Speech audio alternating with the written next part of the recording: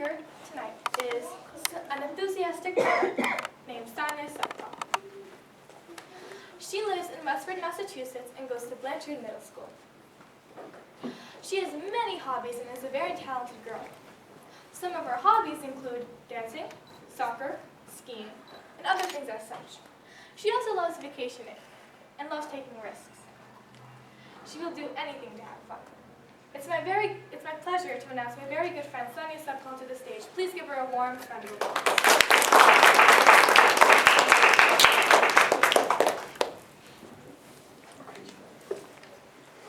Can everyone hear me? Yes. First, I'd like to thank Anika for giving that amazing speech on some of the 5 weirdest holidays on Earth. Okay. Hi everyone, my name is Saniya, and today my topic is the Everglades. Today I'm going to be telling you about the Everglades and my trip to the Everglades.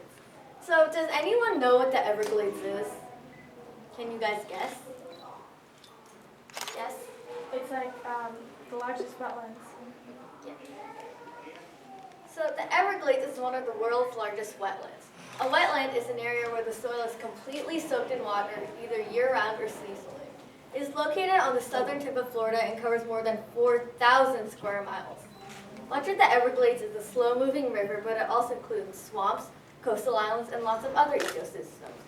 In fact, before South Florida became heavily populated in the 20th century, the Everglades took up more than 1/3 of the entire state. The Everglades starts up in central Florida near Orlando. There, the Kissimmee River flows southward into Lake Okeechobee. The Everglades is often called the River of Grass because much of the area is filled with a plant called sawgrass.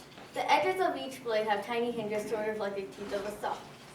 The Everglades has only 2 seasons, wet and dry.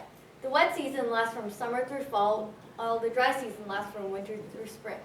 During the dry season, birds come from all over the planet to nest and lay their eggs in the Everglades. These birds are among the remarkable collection of animals that call the Everglades home. Florida panther is one of the most endangered species in the entire United States.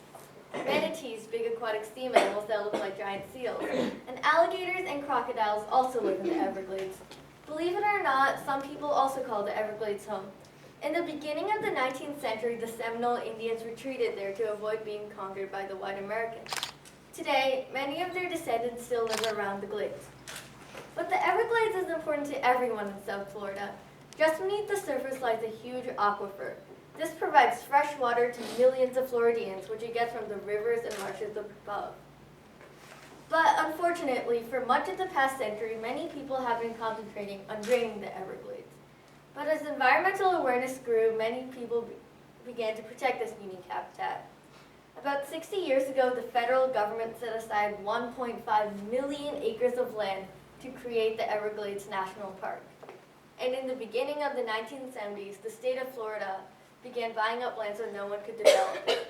And in addition to these efforts, many people donated their time to rid the Everglades of invasive species, organisms that aren't native to the land and threaten those who are. So you guys might know that I went to Florida, and one of the places that I visited was the Everglades.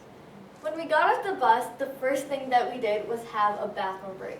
The bathrooms there are absolutely disgusting. They made me want to barf. The toilet water there is yellow.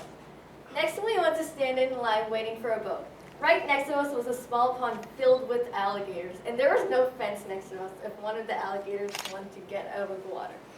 The boat that we went on was pretty decent size and was powered by a gigantic fan. In the Everglades, it was really, really hot outside. It was like 90 degrees and was super humid. We went and saw drinking Gatorade. Aww. We roamed around the Everglades for a while before we actually saw anything.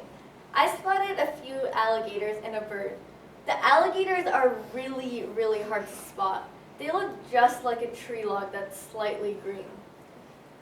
When we got off the boat, we visited the alligator show. The guy told us a lot about the alligators that lived in the Everglades. He was standing in the same cage as them, feeding them so casually. Then the guy sat on one of the alligators and started massaging its shoulders, and I swear, the alligator started smiling. We were also allowed to take a picture with some of the alligators. but it wasn't one of the big ones. It was a tiny baby alligator, only about 2 to 3 feet long. We had to hold it in our hands like this. I thought the alligator would be really hard and rough, but it was super soft and squishy. The lady in front of me tried to kiss the alligator, but his breath was so bad, she was like, ew, gross. We roamed around the Everglades for a while before we had to leave. When we had to leave, I was really sad. I was like, see you later, alligator. So today I talked about the Everglades and my trip to the Everglades. The Everglades is a very unique place which has a lot of cool wildlife and is fun to visit. So thank you for listening.